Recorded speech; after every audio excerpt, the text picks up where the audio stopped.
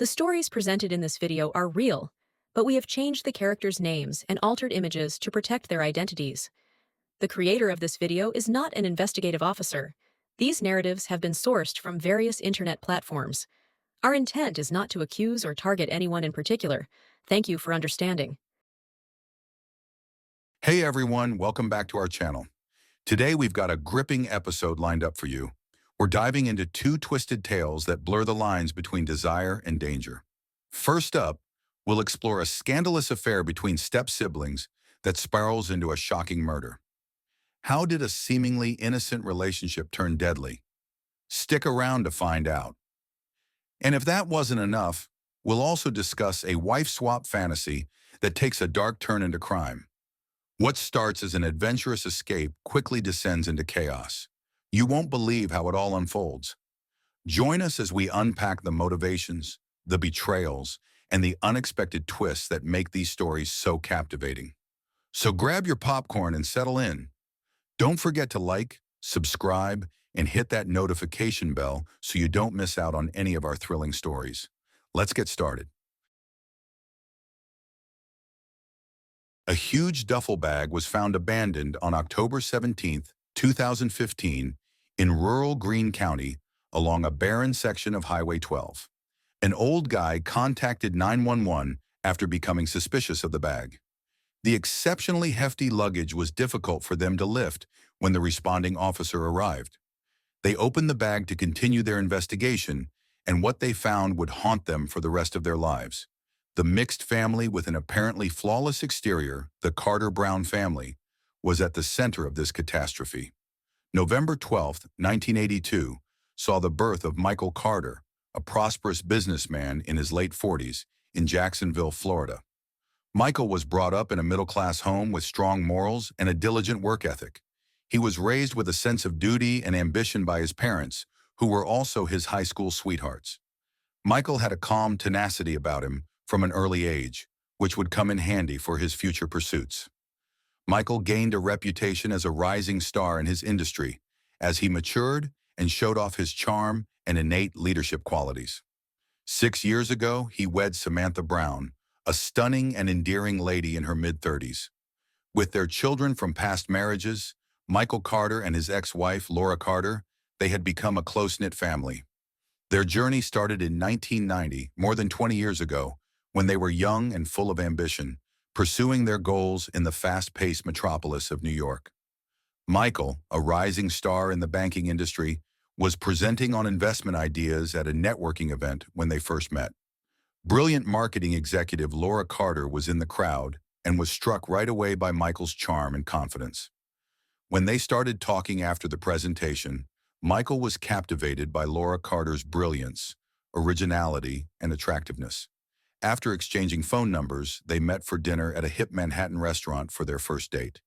They immediately realized they had a passion for business, art, and travel because of their unmistakable connection. As their romance developed, they encouraged each other's professional goals. Thanks to Laura Carter's marketing skills, Michael was able to recruit high-profile clients for his financial firm, which flourished. In the meantime, Laura Carter's marketing company prospered, and she was able to grow it thanks to Michael's financial advice. Together, they created a corporate empire that saw Laura Carter's marketing company win several accolades, and Michael's company rise to prominence in the banking sector. Peers looked up to and revered the golden pair of New York City. Their private lives were similarly prosperous. In the presence of friends, family, and business acquaintances, they tied the knot in a sumptuous ceremony at an opulent Hamptons house. Ethan, their gorgeous son, was the center of their world. But as time went on, gaps in their supposedly flawless relationship started to show.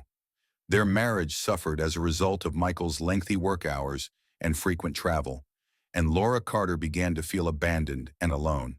She immersed herself in her work, but their separation increased. The distance between them grew even though they made an attempt to patch things up. Their talks grew tense and they started fighting more regularly. Their friends and family observed the difference in them, and they were clearly at odds. They got into a heated fight at a charity banquet one fateful night in front of their friends and coworkers. After the confrontation, Laura Carter stormed out of the venue, leaving Michael embarrassed and alone. Michael's discovery that Laura Carter was having an affair with a younger guy, a gifted artist she had met at a gallery opening, dealt the death blow. Michael was horrified to learn of this and came to the conclusion that his marriage could not be saved. With a contentious custody dispute over Ethan, both parties to their nasty and well-publicized divorce battled it out. They ultimately had joint custody, but the harm had already been done. Their hitherto devoted partnership has dissolved in discord and sadness. It was up to Michael to gather up the fragments. His career and personal lives are a complete mess. He immersed himself in his profession, turning to it as a way to escape the hurt of his broken marriage. However, the scars from his divorce never completely went away, and he lived with them for years to come. Soon after their 2006 divorce, Laura Carter's health started to deteriorate quickly. She'd been keeping a terrible secret. Stage 4 pancreatic cancer, which had aggressively progressed throughout her body, was the diagnosis. A year after their divorce on March 2, 2007, she passed away from the illness in spite of her valiant battle. Even though their ending was turbulent, Michael was astonished and devastated to learn of her dying. He had always loved her, and her passing awakened a range of feelings he had long since repressed. He witnessed the effects of her death on his son, Ethan, who was finding it difficult to deal with his mother's passing when he went to her burial. Michael got to know Samantha Brown in 2008 while working through his loss. Samantha was a friend of a friend and a calm and lovely person. She had lost her spouse in a horrific accident only a few years earlier, leaving her a widow herself. Michael was pulled to her warmth and compassion as they became close through their common experiences of heartbreak and loss.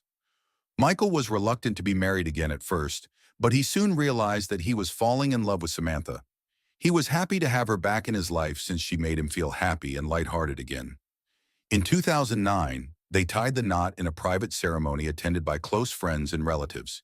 Ethan, Michael's 22-year-old son, was an extroverted and charming young man who had always shared a tight bond with his father. Mia, Samantha's 25-year-old daughter, was a beautiful, vibrant young woman who had taken the family by storm. The Carter Brown family gave the impression of being a devoted and helpful family to strangers. When Mia's lifeless corpse was found bound inside a huge duffel bag and abandoned along the lonesome stretch of Highway 12 in rural Greene County on October 18, 2015, everything changed for the Carter Brown family. The family's flawless facade started to fall apart when the horrifying revelation shocked the little town.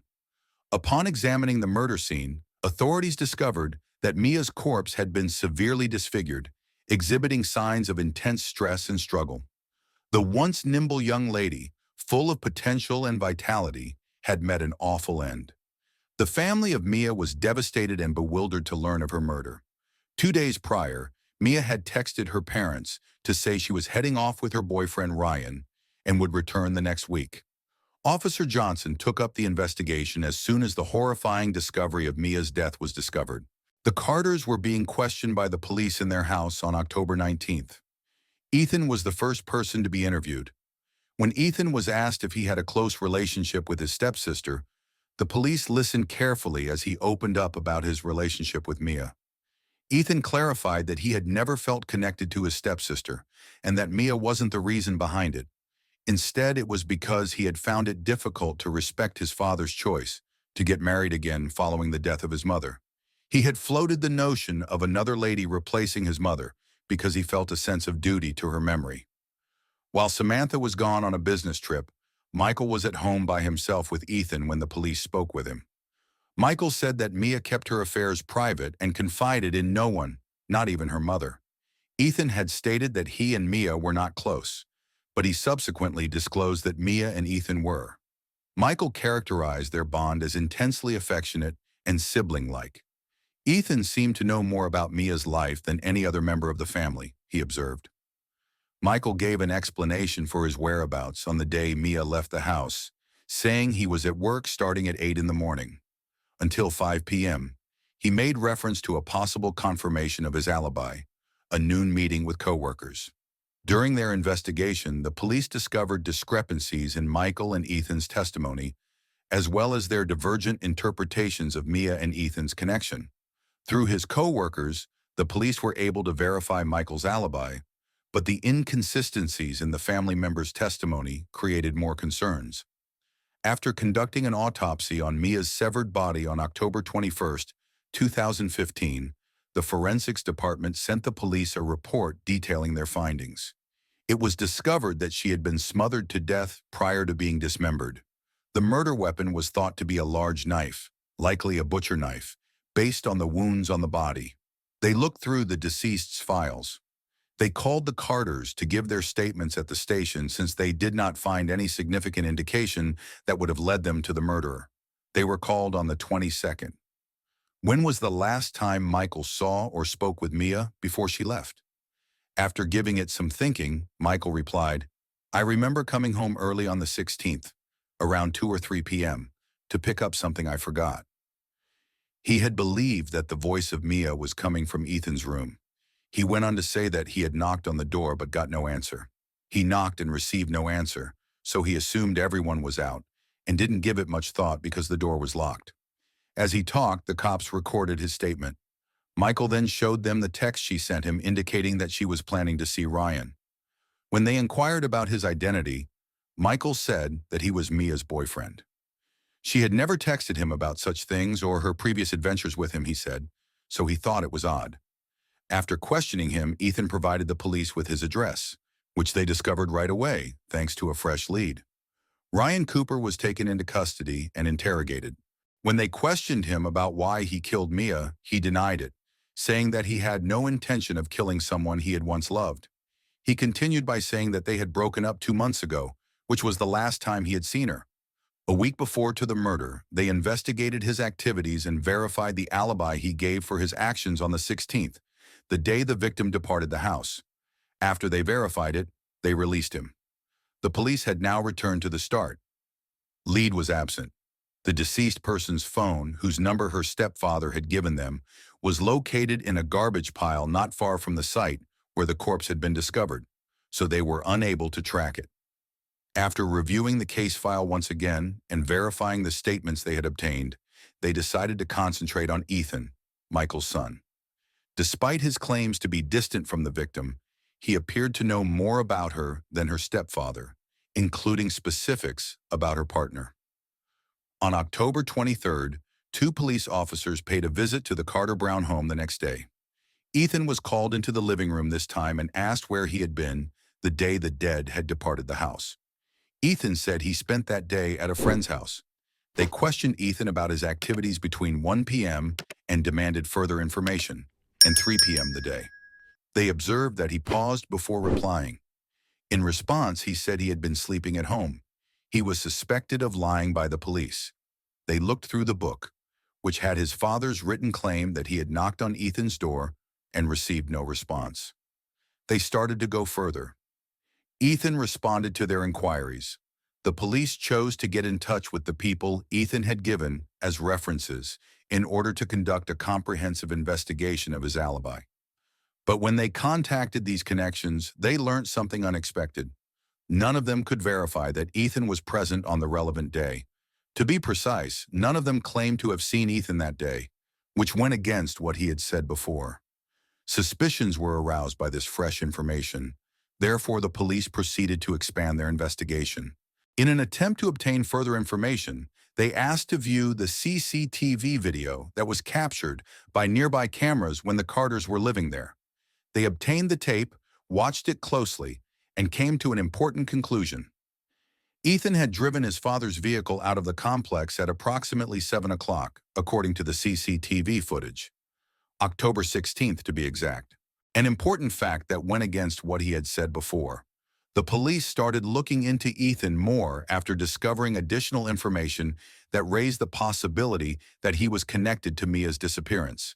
Serious doubts were raised regarding his involvement, since he had been observed leaving the complex around the time Mia vanished and had used his father's automobile.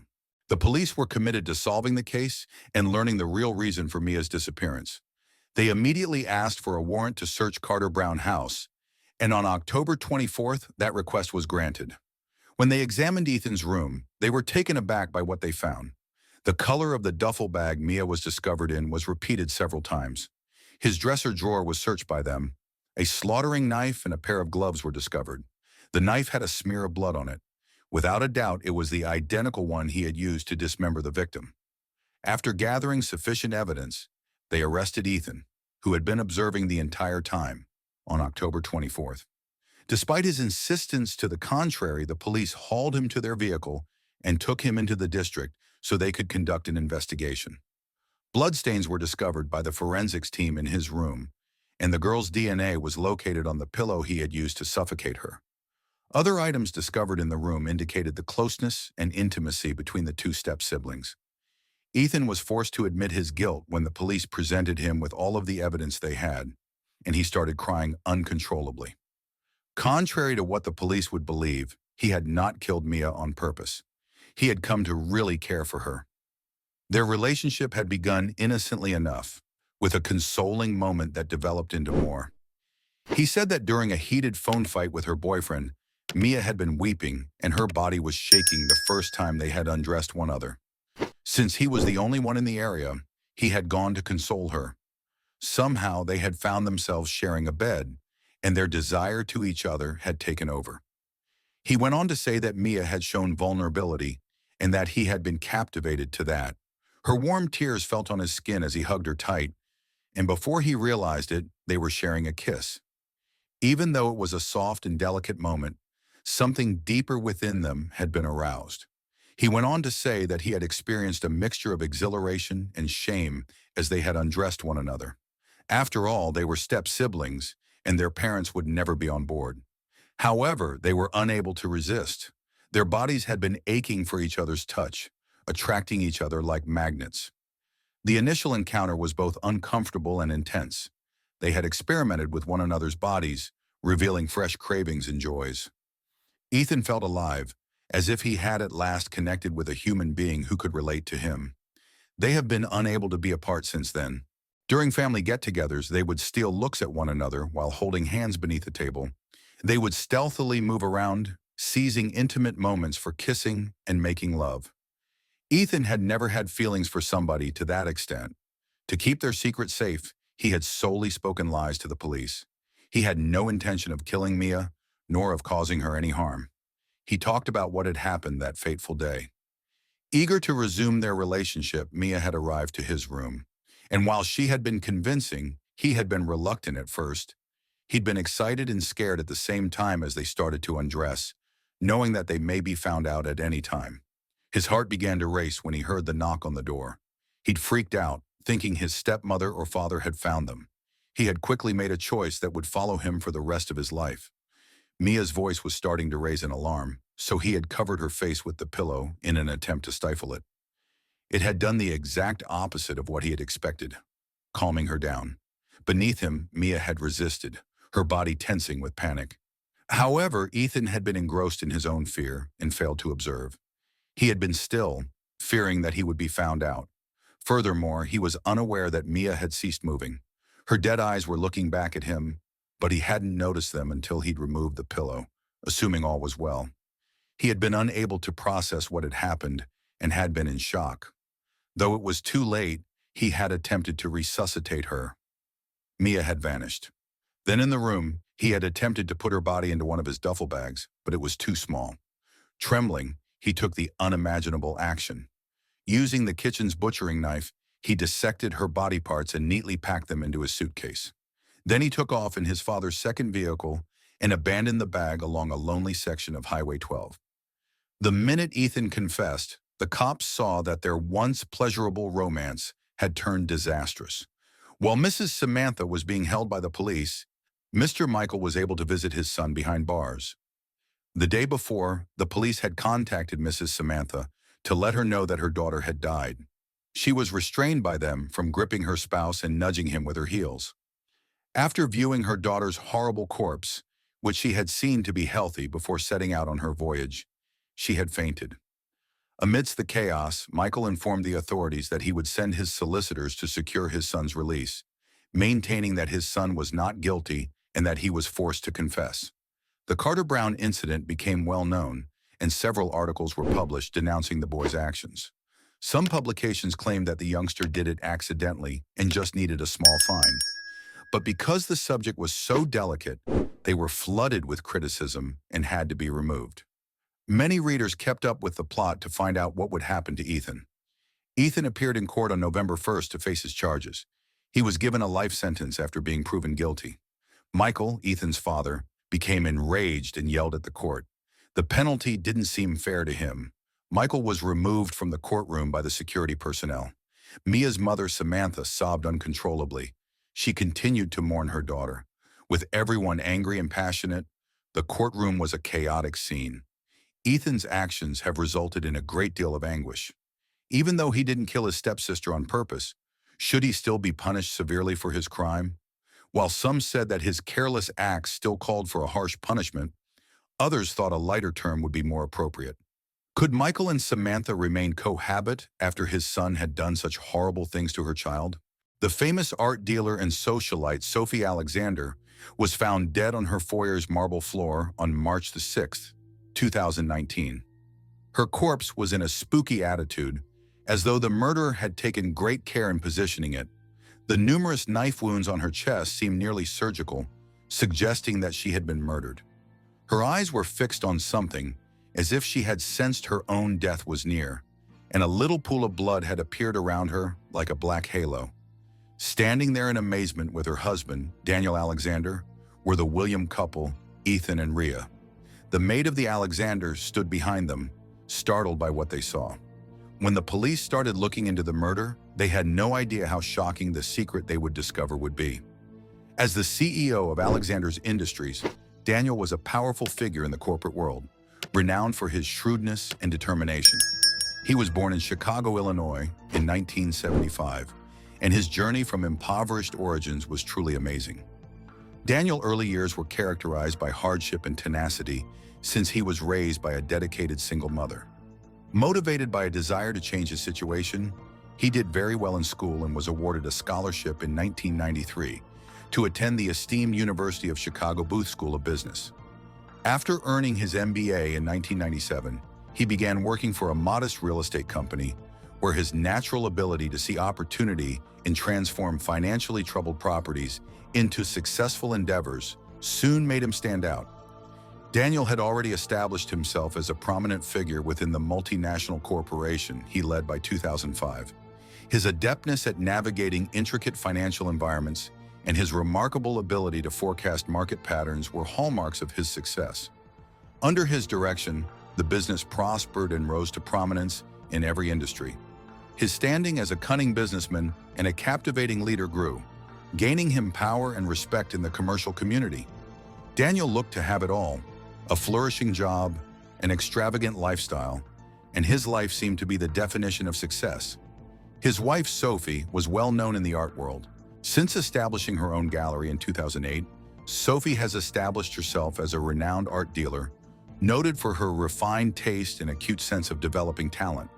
Her presence was usually noticed at prestigious gallery openings and charity galas, like the 2015 Met Gala and the 2012 Venice Biennale.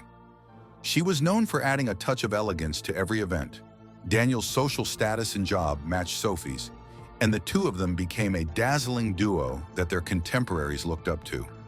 After 12 years of marriage that began in 2007, their partnership seemed to be the picture of stability and prosperity. By 2019, Sophie's gallery had established itself as one of the top locations to find modern art, enhancing her stature in the industry. On November 10, 2012, Daniel and Alexander's attended a well-known charity banquet in Manhattan, where they first met Ethan and Rhea Williams. Held in one of the most opulent locations in the city, the event brought together prominent people from a variety of industries, including technology, finance, and the arts.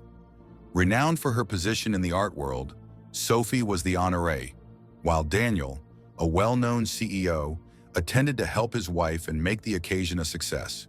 During the evening, Ethan Williams, a wealthy and captivating businessman, was taken to Sophie's elegance and wisdom right away. Rhea, who was similarly charming and well-connected, started talking to Daniel right away. The four of them quickly bonded over their shared interests as they got into animated conversations about high society, business, and the arts. As Daniel and Ethan discussed the newest business trends and investment potential, Sophie and Rhea talked about their favorite artists and future exhibits. The conversation flowed naturally. There was no denying the couple's connection, and their initial banter soon developed into a sincere relationship. The William couple invited the Alexander over for a more private get-together as the evening wore on. After both couples enthusiastically accepted the invitation, they began spending weekends together, going to events and discovering new hobbies. Over time, their friendship deepened through regular dinners, cultural excursions, and joint charitable endeavors. It was at one of these get-togethers that personal experimentation and non-traditional lifestyles were discussed. Prominent for their spirit of adventure, Ethan and Rhea proposed the concept of a wife-swapping arrangement, arguing that it would liven up their life and provide some excitement. Intrigued by the concept and seeking a fresh dynamic in their partnership, Daniel and Sophie decided to investigate this new arrangement. This arrangement seemed like a logical continuation of the friendship between the Alexander and the William couple because of their mutual respect and trust. After a period of curiosity and excitement, the couple's exchanges became into a regular feature of their social life. Originally meant to be an exciting and unique distraction from their high-profile life, the wife-swapping arrangement was meant to be daring. It blended their personal and professional life together and soon became a regular element of their social contacts. The Alexander were greatly impacted by Ethan and Rhea, and their shared adoption of this unusual way of life started to strain their bonds. After participating in a wife-swapping arrangement with their partners, Sophie and Ethan Williams started to form close emotional ties in 2017. What had begun as an exciting experience of physical closeness had developed into a close bond. They discovered that they were missing each other's presence, exchanging secrets, and discovering previously undiscovered passions. Sophie and Ethan found it difficult to uphold their arrangement's limits as their friendship grew closer. They began to ponder if their feelings for each other were only a result of their illusion or something more substantial. Meanwhile, Daniel and Rhea, ignorant to the developing heat between their partners, continued to enjoy the pleasures of their unique relationship. They started to covertly meet outside of their scheduled wife-swapping rendezvous. Stolen moments, furtive looks, and whispered vows were a daily part of their existence. There was a spark between Sophie and Ethan that they could not shake when they were with their respective partners, Daniel and Rhea, for their wife-swapping sessions. They would frequently become engrossed in one another's gaze during these sessions, their intimacy and desire for one another beyond anything they had ever experienced with their own spouses. Their interactions grew more passionate and fulfilling than before as they started to yearn for one another's touch. Ignorant of the developing bond between their partners, Daniel and Rhea persisted in the wife-swapping arrangement, not realizing that their husbands were starting to withdraw emotionally and physically from their relationships. The illusion that had united them all in the past was now posing a danger to their separation. Sophie broke the surprising news that she was expecting Ethan's kid on the evening of March 5th. An atmosphere of anxiety and rage permeated the room as everything went quiet. Rhea glanced at Sophie, her face contorted with anger and betrayal, her eyes burning with hate. Her hands were balled into fists, and her body language begged for aggression.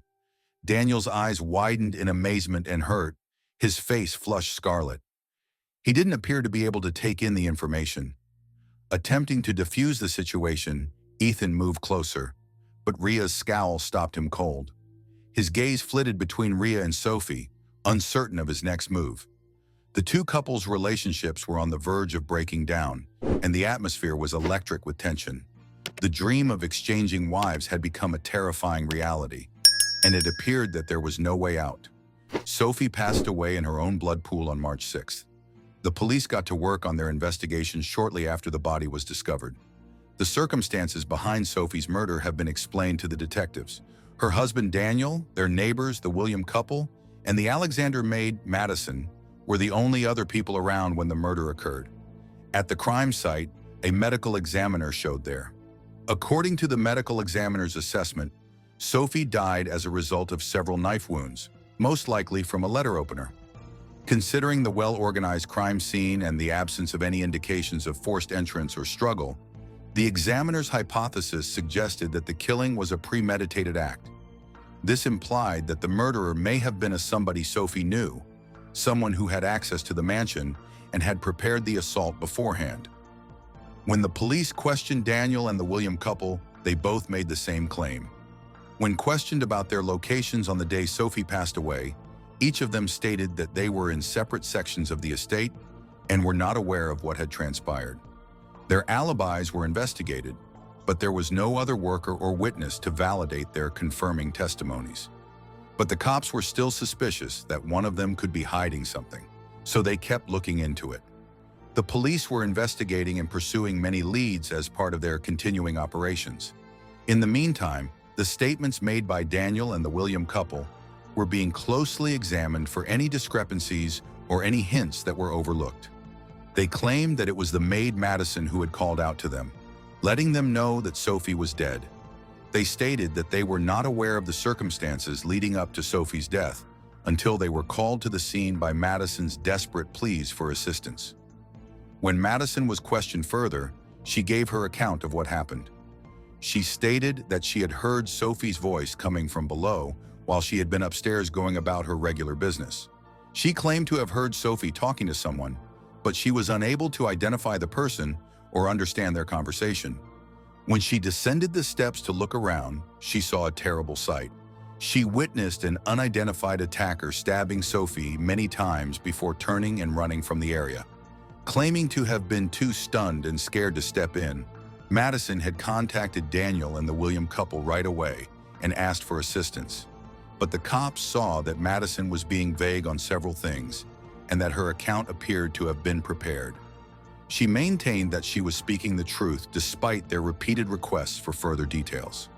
The police kept looking into Madison's possible role in Sophie's murder because they weren't persuaded. Sophie's corpse was transported that day for autopsy, and upon release of the results, the medical examiner's report said that Sophie was certainly pregnant and that there were evidence of a violent fight on her body. Despite the lack of DNA on her body, the investigator was intrigued by one unusual feature. Her hand wound had a little, quite invisible thread of cloth stuck in it. Subsequent investigation showed that the thread matched the couch fabric in the Alexanders family's living room. This implied that the murderer might have been inside the house, either before or after the murder, and might have been sitting on the couch.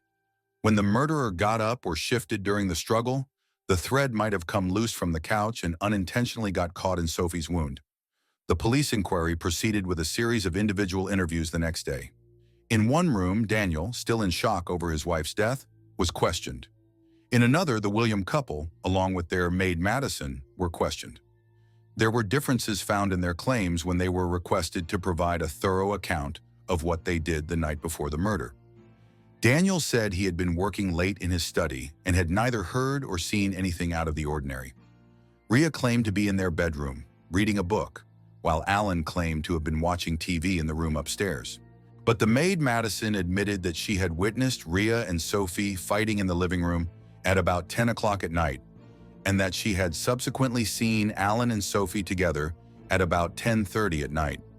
When the maid revealed further information, the police began to wonder more since the William couple accounts did not add up to what Madison had told them. What were they concealing, and who was speaking the truth? Every minute that passed, the inquiry grew more intricate. Sensing that Madison may be an important witness, the police continued to question her. They wanted her to go into more detail about the William couple regular trips to the Alexander home. After pausing, Madison disclosed a startling revelation. She had seen that at their get-togethers, the William couple and Alexander would switch spouses. It was a frequent event, and Madison had gotten accustomed to watching the couples trade partners. The cops were astonished by this information. They had suspected an affair, but not a mutually agreed-upon plan to switch wives. The police hauled Daniel and the William couple in for more interrogation, armed with the fresh information from Madison. To their astonishment, when they individually questioned each of them about their involvement in a wife-swapping scheme, they all acknowledged it.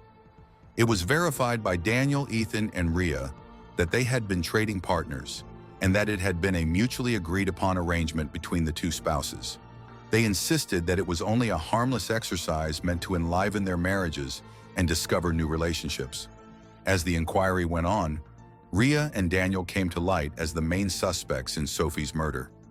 The pregnancy had been found to be an obvious motivation by the police. The authorities now had good grounds to suspect that Rhea, as Ethan's wife, would have had a purpose to kill Sophie, since Ethan had earlier disclosed that Sophie was expecting his child. Rhea's motivations for committing the murder may have included betrayal, jealousy, and a desire to preserve her marriage. Likewise, if Sophie's adultery and pregnancy with another man's kid had made him feel betrayed, Daniel, Sophie's husband, would have had a reason to kill her. The police began to question if he could have been more engaged in the events of that tragic night than he had previously claimed, because his prior alibi of working in his study now sounded dubious. Rhea and Daniel were brought in by the police for another interrogation, this time with an emphasis on their possible motivations and any evidence that may connect them to the crime.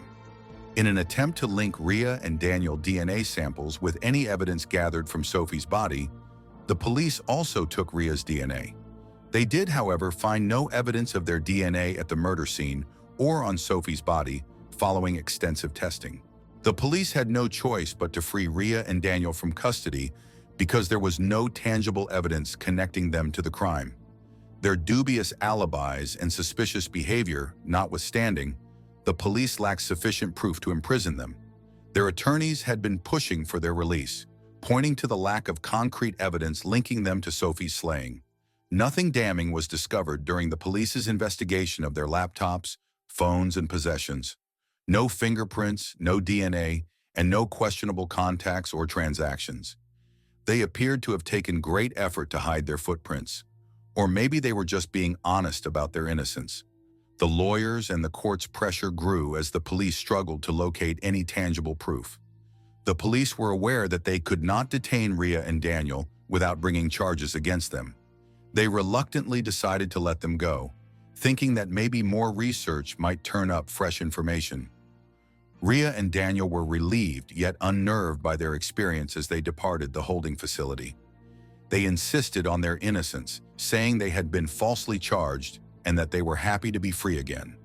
Still, the police were dubious and continued to monitor them as they carried out their inquiry.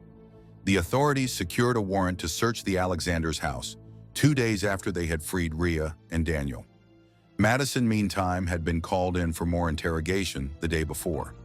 Madison's hand had a minor cut that the police discovered during a standard interrogation session. When they questioned her about it, her explanation alarmed them. The detective became interested in her tale since it appeared erratic and evasive.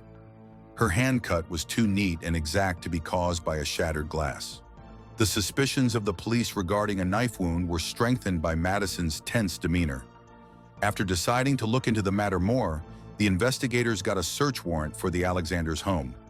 Equipped with cutting-edge tools, a group of forensic specialists, and a mission to unearth fresh evidence, they arrived to the estate.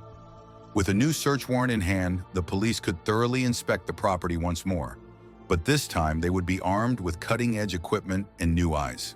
The group of forensic specialists started to unpack their equipment, which included collecting kits, specialized lighting, and cameras, as soon as they got out of their cars.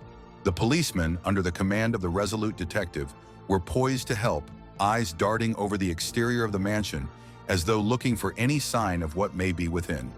The team's goal was very clear: to look everywhere, investigate every area, and gather all possible evidence. They would reinterrogate the employees, revisit the crime scene, and re-examine every bit of previously gathered evidence. Every nook and cranny was thoroughly examined in the painstaking quest for hints. And then they discovered the murder weapon inside the incinerator, a half-burnt but unidentifiable kitchen knife found stuck in the ash. The officers removed the knife with caution so as not to tamper with any possible evidence. After bagging it, they submitted it to the lab for examination. One big development in the case was the finding of the murder weapon. Now that they had tangible proof, the police could connect the murderer to the crime. Ethan and Madison, who were still under house arrest, were being questioned again regarding the knife and the incinerator. The lab findings showed an unexpected finding. The kitchen knife's handle bore Madison's fingerprint.